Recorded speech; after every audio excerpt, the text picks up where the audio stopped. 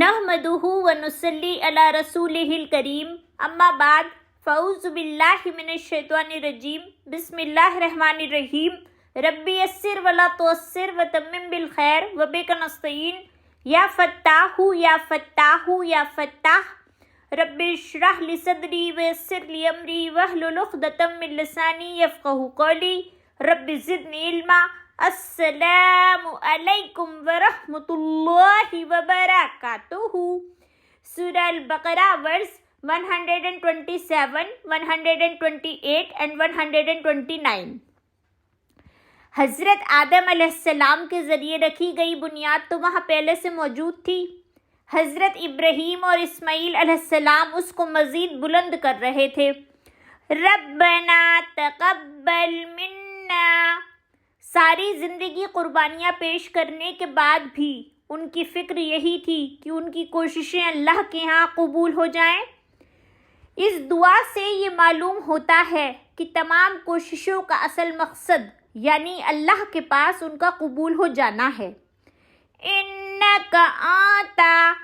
देखिए कि अल्लाह की ज़ात पर कितना मजबूत, पक्का और गहरा यकीन और भरोसा इन अल्फाज में पेश किया गया है। अस्समीउ। जो कुछ हम मांग रहे हैं तो उन्हें अच्छी तरह सुनता है।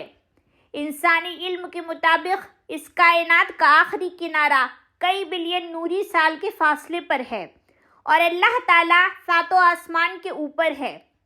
अल अलीमु। तू हमारी और हमारे दिलों की हालत को अच्छी तरह जानता है। गुज़िश्ता आयत में सिर्फ हज़रत इब्राहीम अलैहिस्सलाम दुआ मांग रहे थे, इसलिए वहाँ रब्बी, ए मेरे रब था। यहाँ चूँकि दोनों हज़रत इब्राहीम और इस्माईल अलैहिस्सलाम दुआ मांग रहे हैं, इसलिए रब्बना, ए हमारे रब है। रब्बना वजअलना मुस्लिमीन।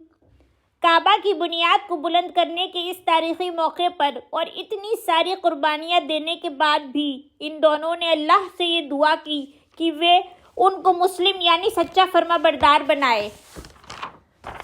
यही नहीं बल्कि उन्होंने अपनी आने वाली नस्लों के लिए भी दुआ मांग ली।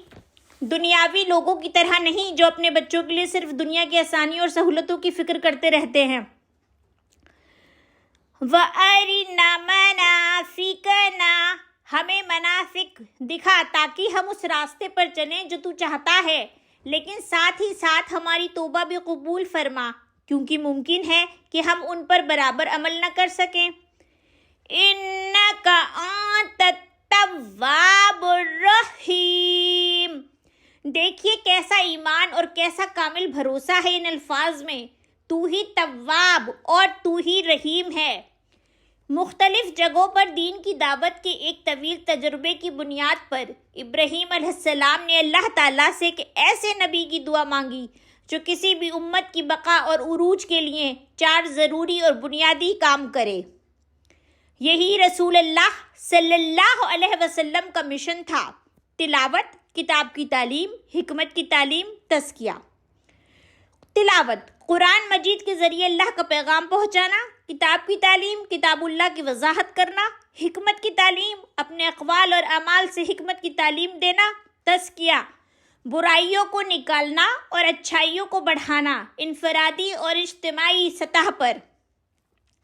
दुआ के बाद हज़रत इब्राहीम अलैहिस्सलाम कहते हैं कि बेशक तू ही अल अज़ीज़ यानी ताकत और कुदरत वाला है, तू ये कर सकता है और अल हकीम यानी हिकमत वाला है, इसे करने का बेहतरीन तरीक़ा तू जानता है।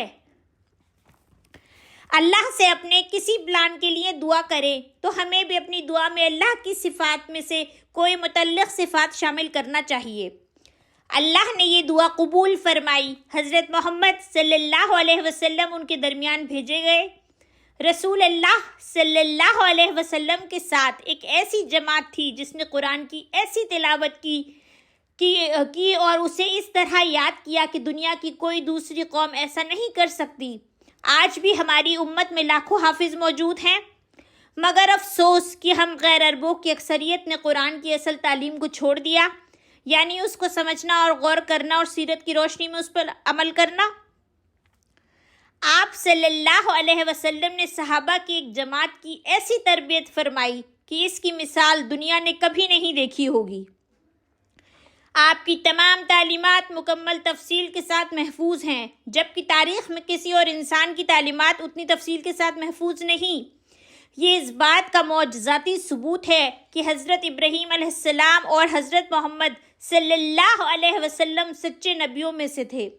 حدیث حضرت عبداللہ بن عمر رضی اللہ عنہ سے روایت ہے کہ رسول اللہ صلی اللہ علیہ وسلم نے فرمایا، بے شک اللہ تعالیٰ اپنے بندے کی توبہ اس وقت تک قبول کرتا رہتا ہے جب تک کہ اس کی جان حلق میں نہ آ جائے۔ ابن ماجہ 4253۔ حضرت ابراہیم اور حضرت اسماعیل علیہ السلام نے کعبہ کی دوبارہ تعمیر فرمائی۔ ان دونوں نے نہایت عاجزی کے ساتھ اس کام کے قبول ہونے کی اور مغفرت کی دعا مانگی۔ دعا: اے اللہ ہماری مدد فرما کہ ہم اسے سمجھ کر تلاوت کریں۔ اے اللہ قرآن کو پڑھنے اور پڑھانے والا بننے میں ہماری مدد فرما۔ اے اللہ حدیث اور سیرت کا مطالعہ کرنے میں ہماری مدد فرما، جو در حقیقت قرآن کا عملی نمونہ ہے اور جو حکمت سے بھرپور ہے۔ اے اللہ اپنے عقیدہ، اخلاق، اپنے گھر اور اپنے معاشرے کو تمام برائیوں سے پاک کرنے میں اور ان میں اچھائیوں کو پیدا کرنے میں میری مدد فرما۔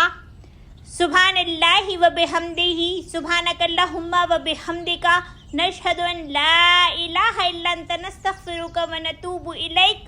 السلام علیکم ورحمۃ اللہ وبرکاتہ۔